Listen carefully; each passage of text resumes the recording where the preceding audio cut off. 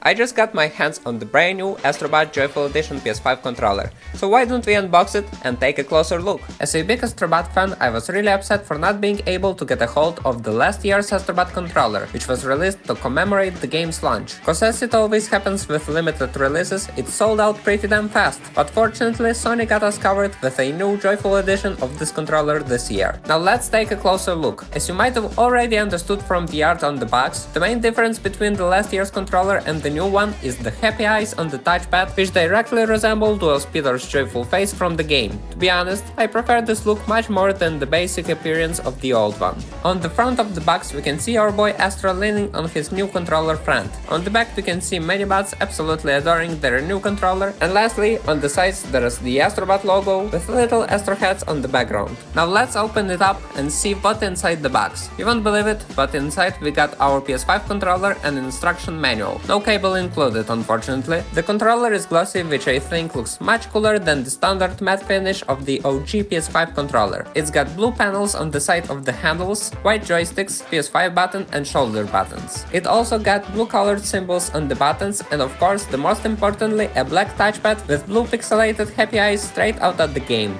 I also have to mention this thin engraving on the bottom, which gives the controller some finishing robotic touches. I almost forgot to mention, but there's also this cute minimalistic Astro Bot icon on the back of the controller. Talking about the usage, you may guess it feels like any other version of the PS5 controller, but as I said before, I really like holding onto its glossy finish.